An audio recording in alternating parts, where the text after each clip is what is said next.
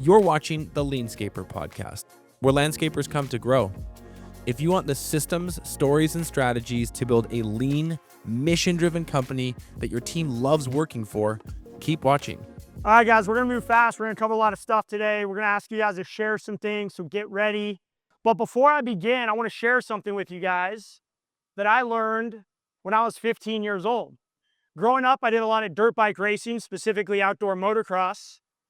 Who can tell me what the white flag means in outdoor motocross? One lap to go. It's the last lap. And if you guys know, outdoor motocross is 30 minutes, usually plus 2 laps. And at that last lap, your arms are falling off. You can't grip the throttle. You can barely grip the clutch. But you see that white flag and something comes over you. Something inside of you clicks. And when you see the leader 3 or 4 turns ahead, who you've been chasing for the last 30 minutes, all of a sudden, you have a next level. You have another gear that you find. You have another speed that you can attain.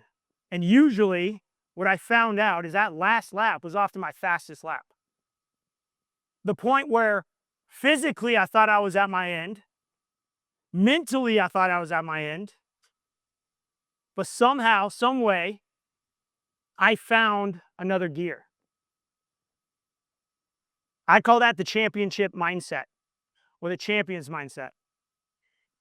Who here believes that you have to be a champion before you can have a champion's mindset? Nobody. Because the truth is, you have to have a champion's mindset before you can attain championship status. So I take those lessons I've learned as a kid in the racing environment, a very high, competitive, driven environment, and I've assembled that and applied it to the business world. So before I begin and jump into my speech, I just want to share that with you guys and ask you all, before you go back out, back to your fight, back to the arena of your businesses, and I'm going to encourage you all to dig a little deeper than you think possible. Set that goal 1% higher than you did yesterday and push yourself. And with that, I want to introduce another concept called the 90-10 flip. The 90-10 flip is 90% of the people that go to a conference like this will not take meaningful and actionable change when they go back to their business. Who believes in that number? 90% will probably not take meaningful change. Not in this room, but on your average. That is a percentage that I made up yesterday. Not ChatGPT. Well, if you train it right, it'll agree with you. But the truth is, 70% of statistics are made up on the spot. And I made that one up yesterday, so it's a little bit better. But I do believe that is a true statistic. And I will challenge this room to flip that statistic. I challenge this room that 90% of the people in here, 385 of you, will go back and make meaningful, impactful change. Not just in your business, but how you show up as a husband, a wife, a mother, a father, a brother, a sister, a community member. Because when we do better in our businesses and we attain progress, we attain that championship mindset, everybody in our life is rewarded by that. One last caution, and then we're going to go to the vibe board and jump in. As you guys start to transform and become the people of tomorrow, become the new you, people around you are going to start to question your sanity. People around you are going to start to question your loyalty. People around you will become nervous, especially your friends, especially for the young guys out there who are under 25 years old. Those friends that you went to high school with should, and I encourage you to keep those friendships. You don't need to abandon those people.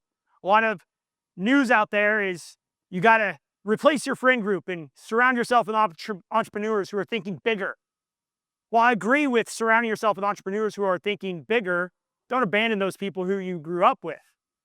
Just maybe talk about the football game or something else instead of attaining a billion-dollar vision. And with that, let's jump in. Who's ready to go? Yeah. No, I said, who's ready to go? All right. So here's the plan. We're going to do this together. And we're on a roll. We already got 2 of them knocked out. I want to talk about who set a big goal. Who set a big goal in this room over the last 48 hours? Raise your hand. Stand up. Just stand up if you want to share your goal. We got one in the room, one back here. Go ahead. Go ahead. I'll set a goal for 10 years, 25 million. And I want to have 2 locations. I want Atlanta office to do 15 million a year. And I want to have a location somewhere in Boston. And then leading into Golden Lights Landscaping, having maybe 3 or 4 offices around the country, just servicing the highest residential areas in the United States of America. Yeah, let's go. All right, who do we got next? I put 20 million, 16% net profit, and 2 locations for my 10-year. What'd you think about that goal last night? That goes too low. Where are you going now? I'm thinking maybe 50 million. 5-0? Yeah. In front of everyone, you're going to commit to that right now? Let's go for it. All right, let's go. Ladies and gentlemen, 250% increase in 24 hours. I love it. Thank you for sharing that. For our 10-year goal, we set a goal of 50 million in 10 years, 5 branches across Ohio, and starting to launch retail at each of our branches. Love that. A more important goal to me personally is 5,000 minimum compensation for full-time by 2029. Goosebumps, dude. I love that. I love that. I love that. We live in, I'm from Miss Central Wisconsin. Currently, our goal this year was 3.7 million, and I think we're on track to hit that. And I put down 10 million. I was like, you know what? It was 5 million coming here. I was like, I want to be at 5 million in a couple of years. And then I was like, screw that. Let's go 10 million. And then bit more than just the financial goal, my biggest goal is to continue to develop the next generation of leaders. That's really my passion. That's what my purpose is to develop the next generation of leaders. I'm with you, brother. I'm with you. Let's go. Let's go. We got one back here and one up here. So coming in here, my 10-year goal is 15 million. After hearing everybody talk yesterday and Mark telling people that their plans were too small or not good enough plans, I decided we're going to 50 million. We're going to expand into 7 other mountain home markets, and we're going to start building pools, piers, because we have lots of clients asking us for piers in the lake, and yeah, just gonna go after it. All right, 50 million, 2035. Let's go. We got one up in front. I'm Stephanie from Indianapolis, and I own a landscaping company. We started with interiors and we moved into exteriors, do a lot of commercial work. I'm looking at buying a mowing company that a guy wants to retire, and he's 5 minutes from my current office. So I think it'd be a great blend. It would even out cash flow. And our current revenues are 1.2 million. I'm shooting for 20 by the time I retire, so I can turn a nice business over to my daughter. That is an amazing journey. Congratulations, Stephanie. All right, guys. That was incredible. Thank you for all sharing your goals with us. Saying that, how does that feel to say it in front of almost 500 people? It's invigorating. It's empowering. One of my missions in life, and John, we share this mission in a lot of ways. I want to help people attain their full potential that they did not know existed. And I've been doing that in our business. I've been trying to do that in our industry. And if one of you goes out from today and in 5 years you attain something that today did not seem possible, then I am a success. And that's all I care about, is one person from this room attaining that BHAG, whether it's 5, 10, or 50 years. And I'll be there when you guys hit 1 trillion to celebrate with you guys. All right. We're going to have to partner at some point, I think. So let's go and dive into some of these pages, because I'm going to share with you guys our journey and exactly why you are in the perfect place at the perfect time. Is anyone here backed by private equity today and wants to say that they are? I didn't think so.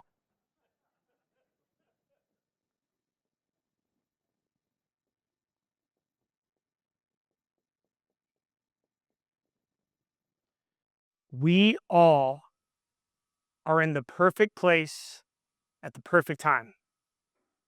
Steve Jobs, Mark Zuckerberg, Elon Musk, these tech billionaires. We're not smarter than the people that existed in 1950 or 1960 or 1970 or probably any other time going back to human history. No, they were just at the right place at the right time. And that's where we are. That's where you are.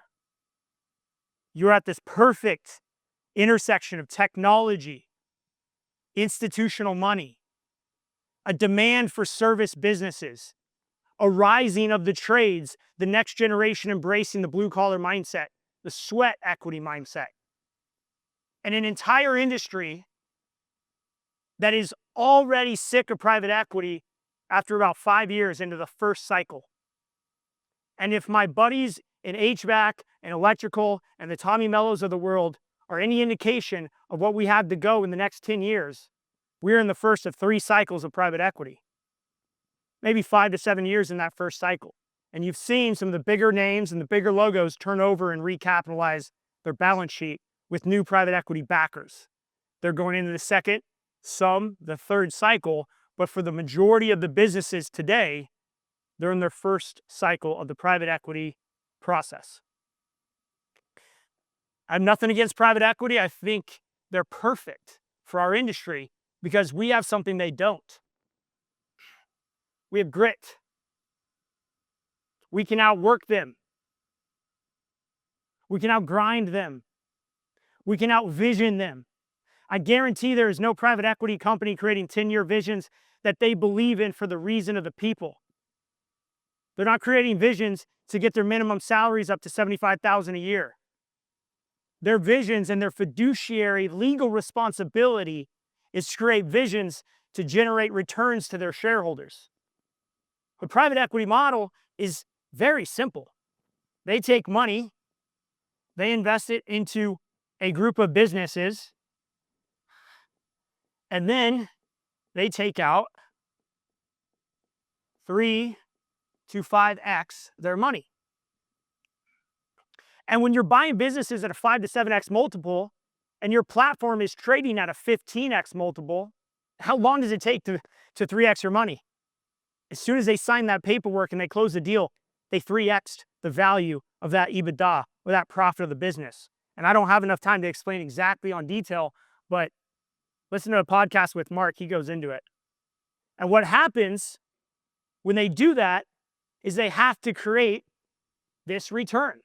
And they're going to maximize that return. And that return isn't going to be about a 10-year vision. So that is the value. That is unique value proposition. That is sweat equity.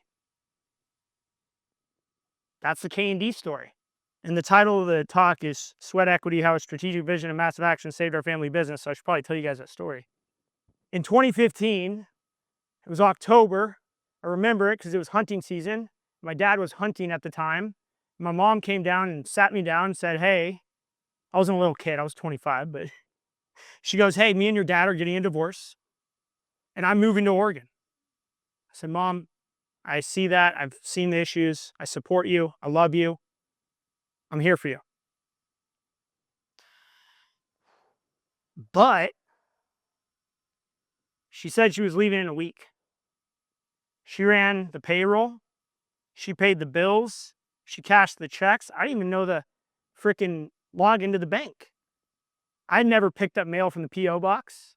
So me and my cousin Jessica dug in. I sat my dad down a week later and said, what the f are we going to do? And he goes, dude, what are you going to do? I just had the wife of 29 years leave me. And God bless my mom. I love her. She's my biggest fan.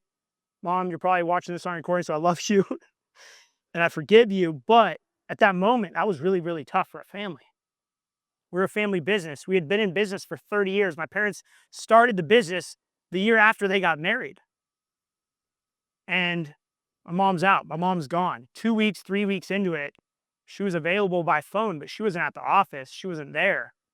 So me and my cousin Jessica dug in. We figured out how to run payroll. To this day, we've never missed a payroll. Well, about 2 weeks after that, I was a mess. And I got a phone call into the office, and who knows who's calling us. So I answer every phone call back then. I would probably do now, but I personally answered the call, and it was Jonathan Goldhill saying, hey, I'm a strategic coach focused on helping family businesses transition generational wealth and transition from the first generation to the second generation. I read some stuff about you guys online. I saw your website. Seems like you're a family business. I think I can help. And I go, man, I don't know what algorithm you're looking at, but you called it the right time, brother. And despite my dad's advice that we don't have the money, which we didn't, I signed a contract to pay Jonathan Goldhill $5,000 a month. And think about this, guys. We're doing, on a good month, we're doing $100,000 a month in revenue. 5% of my revenue, I committed to paying a coach when we had basically no money. I didn't even know how I was going to pay him the first payment, but he gave me 30 days to pay. And I said, oh, if you're all what you say you are, then I'll have the money in 30 days, right? That's the idea that I had. Well, Jonathan changed my life. He flew up pretty much immediately and said, I need to look at the P&L, the balance sheet. I'm like, the what and the what? Where do you get this? So we sat down, we got out QuickBooks, and he prints out the work, and he prints out the paperwork, and accrual and cash, which I had no idea what the two meant. And we sat down and we went over the P&L together. It wasn't great, but it wasn't bad. Why? Because we're blue-collar workers who outworked everybody that we needed to outwork. You know what was a complete mess? Was that other document that probably none of us look at enough. It was a balance sheet. And if there's one thing that you take away from this talk, despite all the motivation I'm going to give you guys, go look at your balance sheet. Look at your Q2 ending balance sheet and just take a look at that. So anyway, we dug in. He's all, what's this line of credit here for $100,000? I go, I don't know. There's a balance of $100,000 on it. Called the bank. They go, well, yeah, that's a line of credit. I go, well, what's our limit? 100,000. Like, what's our balance? 100,000. That's not a good situation to be in. Okay. So what's the credit cards at? Well, they're maxed out. We had asked for an increase in the credit cards and got denied. On Thursday, this is like November, December, we had not enough money in the bank account to make payroll the next morning. So I literally went with my dad door to door to our clients, asking them to pay early, begging them to pay early.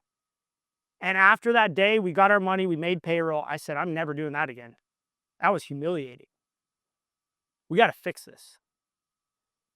Long story short, Jonathan dug in and helped us fix it. And 3 short years later, we hit $5 million in revenue. Let me show you guys what that strategic plan looked like in 2018. So as you guys can see, some of you may or may not be able to read this, but what we got on the screen is we have our end of quarter goals, December of 2017. We got our revenue that we want to hit that quarter and all of our metrics. And you can see we were very focused on employees. And there is number 4 quarterly priorities under Justin was hire and onboard Jeremy Ross. Well, I'd love to give you guys just a chance to give him a round of applause because Jeremy Ross is right here. He's been with us for almost 8 years. So thank you, Jeremy. 1-year goal, 5.5 million. We didn't quite hit 5 million this year. We hit about 4.8. And in 2018, we surpassed 5 million by a long shot. Well, look at what Jonathan made me do. He made me set a 3-year target. For all you guys who are 5 million in revenue right now or around that number, we set a 3-year target at the end of 2017, which really is more like a 2-year target, to hit 10 million in 2020. We had cash and profit on there, and our revenue was 10 million. Any guesses on the revenue we did in 2020? 10.1 million, within 1% of our goal. A lot of goal discussion has happened here in this room over the last 2 days, and I'm here to tell you it is not bullshit. Now, you can't just manifest your future and sit on the couch and hope it happens, but if you have sweat equity and if you work hard and set goals that are attainable but also stretch you a little bit, you can attain these numbers. We also had a 10-year target. Mark, you'll like this one. Our profit per X, we had to pick a profit per X. It was profit per labor dollar spent because labor is everything in this business. Even though we don't like to use the word labor, but you get what I'm saying. We've learned. 30 million in revenue and 250 employees by 2030. So we set this goal when we were 1 million in revenue in 2015. It was a 15-year goal. It was 30 by 30. 30 million by 2030. When I set that goal, I felt like it was completely unattainable. I felt like it was something, it was almost like probably how John feels a little bit about the 1 trillion. Like he knows it's there, but it's like so out of reach. You can't even imagine how many employees or how big that is. Maybe he can, he is a visionary. But the point is, you guys are probably setting goals that you feel very uncomfortable about. And I'm here to tell you it's possible. Because when I was 1 million, I had no idea what 30 million looks like. But today, now, I tell you, this is not our vision at K&D right now. Our vision that I rolled out at the beginning of this year to all of our team members is very simple. It's $1 billion in revenue by 2035. We want to raise the bar in the landscape industry. That is our mission. And we're going to observe our core values and fundamentals along the way. That tells us how to operate, how to act, how to treat each other. And when I rolled that out and I asked my team after a couple hours of convincing if they believed that we can hit this number, they all said yes. With absolute certainty, we can hit $1 billion in revenue by 2035. Because I was able to convey the mission and the vision and where we're going and map it out. So that's my message to you guys. You're in the best place at the right time with hard work ethics. The blue collar mindset is alive and well. And in 5 years, in 10 years, when AI has put all the lawyers and the CPAs and the MBAs and the, Ivy League graduates out of business, the analysts at the private equity companies are asking for us for a job, we will be in control of this economy. The service industry is the next dot-com boom. And you guys are witnessing the beginning of it. And LeanScaper is the seed of the tree that will eventually become what we know as the biggest and best industry to be in North America and potentially the world. Who's with me? Yeah, we do. Do we really? We've got $1 billion in this room. On our way to $1 trillion. 10 years, if everyone 10Xs, and some of us 100X, I'm not good at math, but I'd say it's $1 trillion. John? Yeah, he's with me. All right, so I want to show you guys something. I want to share with you guys, a lot of people are in this $1 to $5 million mark right now, and I want to share with you guys a few growth blocks that we hit. I can't speak to anything over 20 million, but I can tell you what it's like to go from 1 to 20. The first roadblock you're going to hit is $1 million in revenue. It's a scarier number than it is in actuality. The 7 figures, the 1 million from 999,000 is so different. It's just $1,000 difference, but it feels so different in our brain. And at this mode, we're in solo stage. I believe with tech-enabled businesses, a company of just a few people could hit $1 million in revenue. This is one owner.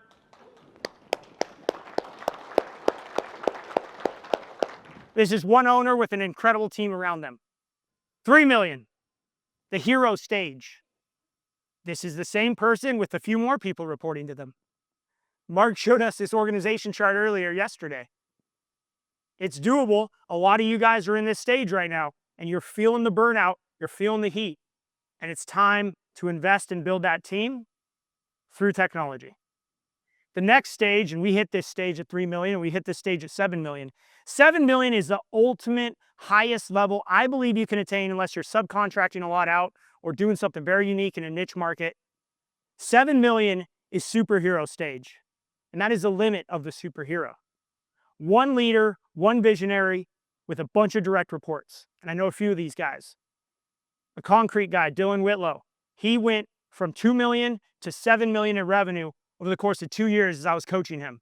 But he was not implementing the systems and the organization chart that I was trying to get him to implement. And today, he's back down to 4 million. He's a lot happier, he's more profitable, but he wants to make another run at that 7 million. I'm telling you guys, 7 million is the absolute limit that I believe superhero mode is possible. You have to go to what I call people over process limit. You're not going to get much more out of this, but you can go from 7 to 10 million by hiring a couple amazing directors. A director of maintenance, a director of construction, a director of finance, and building out that team. I'm not saying that's the right way to do it. That's how we did it, and we got to 10 million, and we ran into another huge issue. At 10 million, you have to drive process through the business. And if you want to go from 10 million to 20 million, you've got to invest in process. What I call process over personality. And shout out to my buddy Brian Immy. He's a leadership speaker. I stole this from him. He's a military Air Force trainer. He's an amazing person, Top Gun trainer. He says process over personality is imperative in the military when you're flying F-18s. Process over personality is the only way to go from 10 to 20 million. And I can't speak to what goes on after 20 million because we haven't been there. But I can tell you what happens when you're at 20 million and you don't evolve your processes. This happens. In October of 2024, we hit 20 million for the first time, trailing 12 months. And we just wrapped up June at 19.5 million. And it was not like 20 million, 19.5. It was like 20 million, 18.5 million, 19.5 million. By the end of July, I think we'll be back to 20 million. By the end of this year, I'm hoping for 22 or 23 million. I'm confident in that number. But right now, we're a $19.5 million company. So I feel a little bit like imposture when I say we're a $20 million company. I had to just come clean here on you guys. We were a $20 million company, but we didn't evolve our processes. We didn't evolve our systems. And at 20 million, even if you do have a process-driven company, you have to find a better way to operate those processes, and you have to find a better way to create those processes. And over the last 24 hours, my mind has been blown by the SOPs we've been creating with the AI agent that LeanScaper has built. Is anyone else creating some amazing SOPs? Raise some hands here. Everybody? Round of applause for the AI that we've got. Lana. All right, so get your pen and paper out because I need you guys to do something. I need you to write something down. I want you guys to write this triangle on your pen and paper. Follow me on this. So I just want you to write this triangle down. And on the first leg of the triangle, I want you to write 3 big goals. This is the Own Your 3 model. 3 big goals. The next leg of this, 3 metrics. Key performance indicators, metrics, measurements, whatever you want to call them. But it's the key performance indicators, it's the measurables you will track to inform you if you're on track for your 3 big goals. Now, I like a 90-day cadence. You can attain whatever cadence to this you want. But the idea is 3 big goals and 3 metrics. Now, here's the one that we don't talk about enough. Here's the one that made Steve Jobs an incredible entrepreneur, the best visionary of the 2000s, I would say. He came back, rescued Apple, brought it up to where it is today. He calls it the noise and signal. We're going to call it the 3 daily non-negotiables. Every day when you guys wake up, I want you to have 3 things you're going to do no matter what. And I want these to be small tomorrow and gradually grow larger as you figure this process out. But if you can set 3 daily non-negotiables, you will start to make progress. You will start to feel more successful at the end of the day. Because you can go to work and work your ass off and do a lot and go home and feel like you got nothing done. Has anyone ever felt like that at the end of the day? Raise them hands. Raise them hands if you feel like you went home and felt like you did not get anything done after a 16-hour, sweaty, hard-ass workday. All of us are going to raise our hands on that because it's the truth of this industry. The 3 daily non-negotiables, that's your North Star, guys. Because by 9 a.m. at the very latest, most of us 7 or 6 a.m., we've got emails, we've got text messages, we've got phone calls, we have flat tires, we have crews that called out. Those of you guys in superhero mode know what I'm talking about. You're getting those calls directly to your cell phone. You don't have a director of operations to handle that. That comes directly to you. So without these 3 daily non-negotiables, you are going to be living in the noise. And I'm sure some of you guys, I see you guys nod your head. You're in that noise today. You were in that noise last week. You're probably in that noise this morning before you walked into this room. So 3 daily non-negotiables, I will just encourage you guys to set these at some point today, tonight, and start that tomorrow. Heck, you can even do it this afternoon if you really want to be ambitious. And just do it every day. What do you do on Saturday and Sunday, Justin, when you're not working? Well, John's working, but for everyone else who isn't working, make them personal. Spend time with your family. Spend time with your kids. Go on a walk. Go to the park. I don't know, whatever you like doing. But do something for yourself, at least one day a week. I'm going to share with you guys a massive action protocol that I figured out about 3 years ago. It changed my life. And then I want some questions. You guys got some questions? Okay, I heard a few murmurs. There's nothing worse than being like, all right, we got 10 minutes for questions and then no questions, right? It's like my worst fear as a speaker. Okay. The world rewards focus and punishes the vague. We're clearing out the vague, we're clearing out the fog, and we're creating focus in our businesses over the last 2 days. And here is the massive action protocol that I believe is one of the key differentiators of successful and unsuccessful people. First, you need a plan.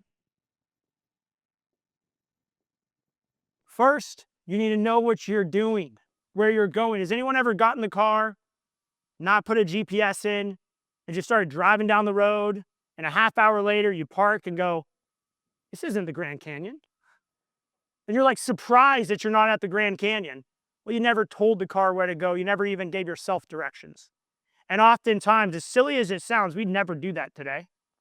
As silly as that sounds, that's what we're doing in our businesses most of the time. We aren't even telling ourselves what the plan is on a daily basis, let alone on an annual or decade basis. The next is you have to apply absolute focus. You have to focus on what you want to accomplish, because setting a plan is not enough, guys. That is just the beginning. That's the easy part. The focus for me, and it sounds like Mark, that is the hard part. That is the hard part. Because every day you're going to have a new opportunity, whether it's from the outside or from the inside. Something, that little voice is going to throw a new idea at you. It's probably going to be really amazing. But you have to focus on your plan, execute your plan, and take massive action on that plan. I was accomplishing this in this business, and every plan I set, every goal we set, we were hitting it at K&D. It was very dangerous because I got a bit arrogant on setting goals. So I told my wife, I was like, I'm like, this thing's working so good, this massive action thing. I'm going to try to accomplish a big goal. What should I do? She's like, well, we got the bucket list. Look at your bucket list. When my wife made me write a bucket list 10 years ago, highly recommend that exercise with your spouse. So I looked at it and said, what's the most unreasonable goal on here? Become a pilot and buy a private plane. That sounds like a lot of work, and it was. But I set the goal. I focused on that goal.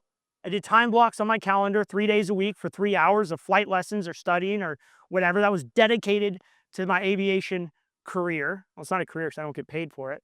A hobby. And within about 4 months, I went from never flying a plane or being in a small plane to passing my check ride and a certified examiner saying, you are good to fly wherever you want to go. Here you go. Thank you. And if you guys want to watch an Instagram about flying around California in the West, just check me out, because I pretty much fly 3 or 4 times a week, or as much as possible. As much as I can justify in the company. Okay, Alex, right here.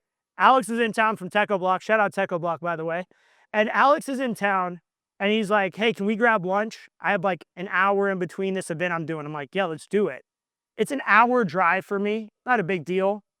But it was like a 15-minute flight in the airplane. So what I do, I spent 20 minutes pre-flight in the plane. I filled it up with gas. I flew it over to Palo Alto. I landed. I got an Uber. You know, hour and a half later, I was at lunch with Alex. And I go back to my controller and I hand her the receipts for lunch. And the receipt, actually he paid for lunch, and the receipts for gas. And I go, here's the $200 fuel bill for my time-saving experience.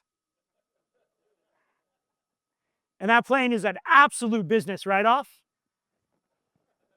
And then you got to debrief this massive action plan, guys. You got to debrief this thing, because without debriefing and resetting your plan, you're just in the hamster wheel and you're going to get frustrated and burned out. When you debrief, you celebrate success, you You take your team out for dinner, you go do whatever you want to do to celebrate, and you get back in the grind and go and do it all over again. But don't miss this fourth and final step, debrief. I want to take some questions now. Who's got a question for me? Go ahead, John. Hey, amazing speech. Thank you very much for that. What are your 3 non-negotiables? They change every day, honestly. They really do. Today was to get 5 new contacts in this room. It was to schedule a Zoom call with Scott over there. And the third non-negotiable was to kill the speech. Oh, you nailed it. Okay, thanks. And I texted those 3 non-negotiables to my team back in California about 2 hours ago as they were waking up. Yep. What tips can you provide for financing that growth? Sweat equity is such a key component of that. So, A, get the biggest line of credit you possibly can. And when they deny you for that increase, go find a new bank. Thank you, Jason. And when that bank denies you, go find a new bank. I don't mean bank shop, but you know what I mean. Yeah. Get the biggest line of credit you possibly can. It should be about 10% of your revenue. So if you're $1 million, 100,000, 10 million, $1 million line of credit, right? 10%. The second thing is use your vendor relationships to stretch out payment terms. With a strong brand, you can leverage yourself against the nationals like SiteOne.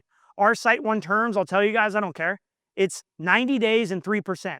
As long as we pay SiteOne within 90 days, I get a 3% discount on our already low contractor pricing. And that was years and years of negotiation and convincing them we're going to be $1 billion company one day. So do right by us today and we'll do right by you in 10 years when we're the biggest company in the United States. That is how you leverage your brand to get better terms with your vendor. And then finally, just make money. You know what I mean? Like don't go a quarter or a year or even a month if you can without making a profit. Be disciplined, use technology to understand your business, and use tech to really enable yourself to scale without adding that overhead component. Hopefully that gives you some takeaways. Thank you. We got 2, 1 right here. What you ever find yourself trying to have a mindset that's maybe $5 or $10 million ahead of where you're at thinking now? So like we want to go to 7 million in a few years here. And so how do I have like $10 million mindset now in that kind of thinking and education? Yeah, great question. Great question. First is surround yourself with people who have already attained the goal that you're trying to attain. Check, right? You're in the right room today. Build those relationships. Reach out to me, LinkedIn, Instagram, find me. I'll have a call with you and I'll share whatever I can with you directly, one-on-one. Absolutely. I will commit to that right now. Secondly, you got to believe in yourself. You really do have to believe in yourself. You have to tell yourself that you're capable of 100 million if you want to absorb that $10 million mindset. Because self-belief and trust, and at one point, I had 0 belief in myself. Quick story, 30 seconds or less. I dropped out of high school when I was 17 years old. Not because I had bad grades, but because I just didn't feel like I needed it. Later in life, 19, 20, 21, that seeded a lot of self-doubt in myself. And my mom one day was like, I bet you can't pass your GED. And I'd bet her whatever, $100 that I could. And a week later, I took the GED without studying and I got like a 92%. And that helped me build some confidence. So it's as little things as that. You probably have some mistrust or some imposter syndrome mindset. You just got to root that out by believing you can, talking to people who've already done it, and looking at those people and saying, they're human just like me and I can do it too. All right? Round of applause for that question. That was a great question. Yes, sir. All right. So when you're in that like 1 to 3 million range, Yeah. what was the most important hire that you made in that time to accelerate growth? Most important hire, my brother. Yeah. My brother was working part-time as an irrigation tech. And my dad and I sat down with him and was like, hey, man, we have a real vision in this company. We see a future in you. My brother's 2 years younger than me. He's the hardest working man I know. And I said, I think you can do some amazing things. And so he came in and ran our irrigation division for about 6 months. And then he ran our maintenance division. And then he became COO. And he changed the way we operated because his mindset was an operator mindset. My mindset was a visionary mindset. And together, we were a great fit.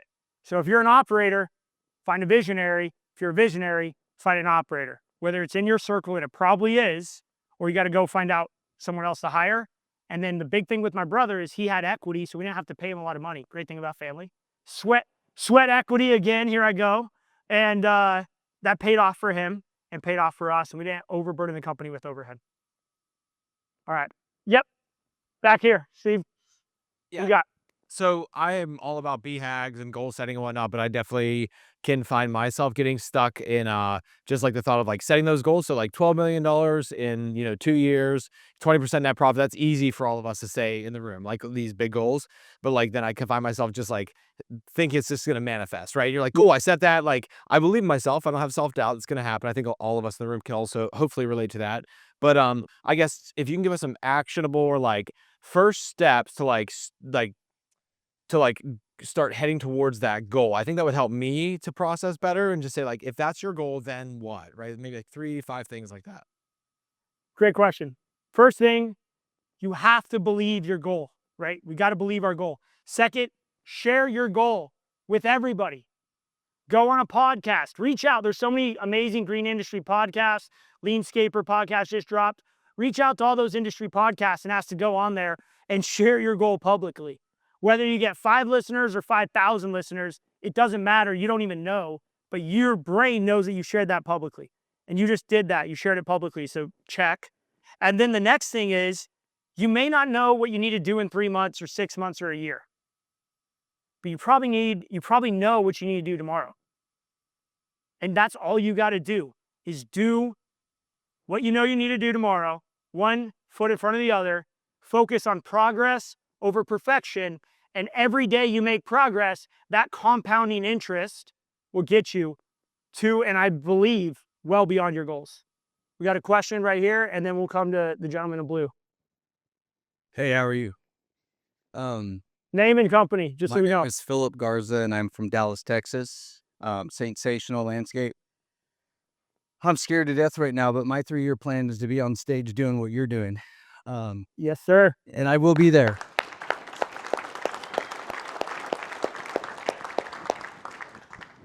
To be honest and very transparent part of my journey, 30 months this Thursday, I will be completely sober, and I want to help.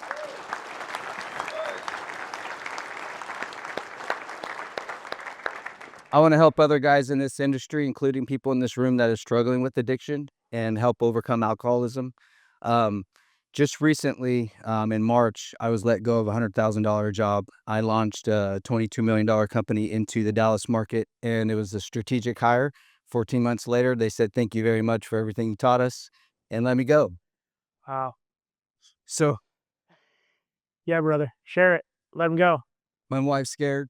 I'm scared. Yeah. I'm 4 months into this. I know I can do it. I got 21 plus years of experience. I'm licensed irrigator in the state of Texas, and I love plants. And more than plants, I love people. And I know I can build this with my reputation of loving plants and people. And the Dallas market is just one of the best markets I feel in the country. And I want to be in this room surrounded by people like you guys. Amazing share. Amazing share. That's a tough one to follow, but hey, so we started a lawn care business 4 years ago as a tax write-off. Last year we did 150,000. This year we're projected to do 300,000. Wow. I have a full-time W-2 job with a base pay of 150,000. What kind of strategy would you have to quit that and go full-time business? I'd have to ask more clarifying questions to give you true advice, but the only thing I can say to you right now is I believe in you. You can do it. And if you quit tomorrow, I guarantee you'd figure it the out.